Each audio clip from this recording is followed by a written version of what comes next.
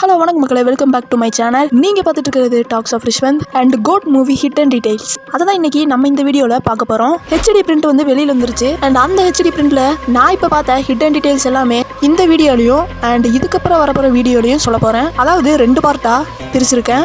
And cinema ஃபேன்ஸ்லாம் நம்ம video பார்த்துட்டு இருந்தீங்களா, மறக்காம சப்ஸ்கிரைப் பண்ணி வச்சுக்கோங்க. அண்ட் தளபதி யாருக்கெல்லாம் பிடிக்குமோ இந்த வீடியோக்கு ஒரு லைக் போட்டுருங்க. And GOAT movie hit and டீடைல்ஸ்லாம் வந்து நானாக பார்த்தது தான் சொல்ல போகிறேன். அண்ட் இந்த வீடியோ ரொம்ப இன்ட்ரெஸ்டிங்காக இருக்க போது அதனால ஸ்கிப் பண்ணாமல் பாருங்கள். சரி, ரொம்ப பேசாமல் வீடியோக்குள்ளே போகலாம்.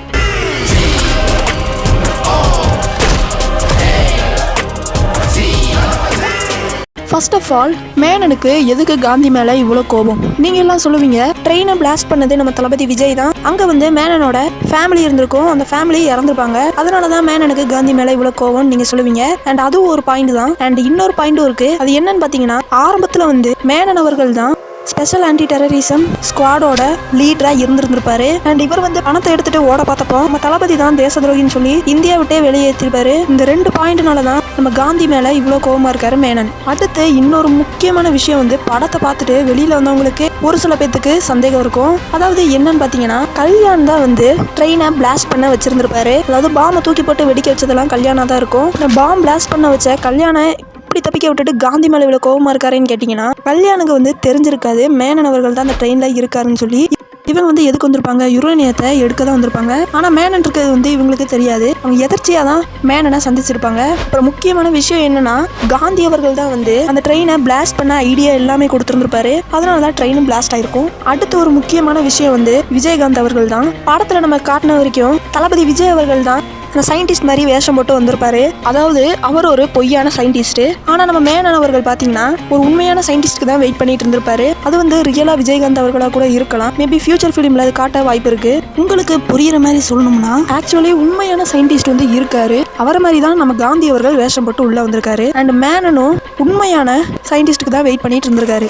அண்ட் இன்னொரு முக்கியமான விஷயம் பாத்தீங்கன்னா, கடைசியில வந்திருப்பாருல ஓஜி வில்லன், அவரை வந்து ஃபர்ஸ்ட் இன்ட்ரோலே காமிச்சிட்டாங்கன்னு சொன்னா நீங்க நம்புவீங்களா? ஆமா, உண்மையிலே தான். ஜீவன் தான் இறந்தக்கப்புறம் ரஷ்யாவுக்கு போயிருந்திருப்பாரு. அங்க வந்து ஜீவன் அவர்களை பார்த்திருந்திருப்பாரு. நம்ம ஜீவன் அவர்களும் நம்ம காந்தி அவர்களும் ஃபேஸ் டு ஃபேஸ் பார்த்திருந்ததை நம்ம பார்த்திருப்போம். இந்த இடத்துல காந்தி வந்து ஜீவனை பார்க்கும்போது அப்படியே ஸ்டன் ஆகி நின்றுப்பாரு. அப்ப பாத்தீங்கன்னா அந்த ஜீவனுக்கு வந்து லெஃப்ட் சைடு ஐ கிட்ட எந்த மார்க்குமே இருக்காது. அதே மாதிரிதான் கடைசியில வர ஓஜி வில்லனுக்கும் அந்த மார்க் இருக்கவே இருக்காது. இதுல என்னடா இருக்குன்னு பாத்தீங்கன்னா, படம் ஃபுல்லா டிராவல் ஆன க்ளோன் ஜீவன் வந்து லெஃப்ட் ஐ கிட்ட மார்க் வந்து இருக்கிறத படம் ஃபுல்லாவே காமிச்சிருந்திருப்பாங்க. ஆனா ஆரம்பத்துல நடந்த அந்த ஃபைட்ல மட்டும் காமிச்சிருக்கவே மாட்டாங்க. அதாவது ஆரம்பத்துல நடந்த அந்த ஃபைட்ல வந்தது உண்மையான ஓஜி வில்லன். அதுக்கப்புறம் தான் க்ளோன் விஜய் வந்து வந்திருக்காரு. இதை யாரெல்லாம் நோட்டீஸ் பண்ணீங்கன்னு மறக்காம கமெண்ட்ல சொல்லுங்க. அண்ட் இன்னொரு முக்கியமான விஷயம் என்னன்னு பாத்தீங்கன்னா, எஸ்கேவோட கேமியோ தான். அவர் வந்தப்போ நம்ம காந்தி அவர்கள் வந்து மேனனை எஸ்கே கிட்ட விட்டு போயிருந்திருப்பாரு. அப்ப வந்து நம்ம எஸ்கே வந்து ஒரு டைலாக் சொல்லி இருந்திருப்பாரு. சார், ஒரு நிமிஷம். நீங்க இதை விட ஏதோ முக்கியமான வேலையா போறீங்கன்னு நினைக்கிறேன். நீங்க அதை பாருங்க சார், நான் இதை பாத்துக்கிறேன். அப்போ எனக்கு என்ன தோணுச்சுன்னா, நீங்க ஏதோ முக்கியமான விஷயமா போறீங்க போல அப்படின்னு சொன்னப்போ, நீங்க அரசியலுக்கு போறீங்க போல, நான் சினிமாவை பாத்துக்கிறேன் அப்படிங்கிற மாதிரி தான் எனக்கு இருந்தது. அண்ட் நெக்ஸ்ட் தளபதி இவர் தான் சொல்லி வெங்கட் பிரபு அதை சொல்லாம சொல்லியிருப்பாரு. ஆனா இப்ப நடந்த ஒரு அமரன் ஈவெண்ட்ல நம்ம எஸ்கே அவர்களே சொல்லியிருப்பாரு. அதுவும் விஜய் அவர்கள் சொன்னதா அப்படியே எஸ்கே அவர்கள் சொல்லியிருப்பாரு. என்னப்பா கேட்கல? அடுத்த தளபதிங்கிறாங்க.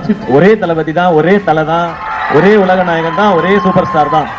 இந்த அடுத்த அதெல்லாம் வாய்ப்பே கிடையாது. ஓகே, அவ்வளவுதான். என்னடா அதுக்குள்ள வீடியோ முடிச்சிட்டீங்கன்னு கேட்டா, ஆமா, இதுவே நான் அப்லோட் பண்றதே பெரிய விஷயம். பார்ட் 2 வேணும்னா கமெண்ட்ல சொல்லுங்க, நான் கண்டிப்பா போறேன். அண்ட் இந்த வீடியோவை இன்ட்ரெஸ்டிங்கா பாத்துருப்பீங்கன்னு நினைக்கிறேன். அண்ட் பார்ட் 2ல இதை விட சம்பவம் இருக்கு. நிறைய ஹிட் அண்ட் டீடைல் வந்து பார்ட் 2ல தான் சொல்ல போறேன். அதனால நம்ம சேனல் சப்ஸ்கிரைப் பண்ணி வச்சுக்கோங்க. அண்ட் நீங்க வேற ஏதாச்சும் ஹிட் அண்ட் டீடைல் பாத்தீங்கன்னானே மறக்காம கமெண்ட்ல சொல்லுங்க.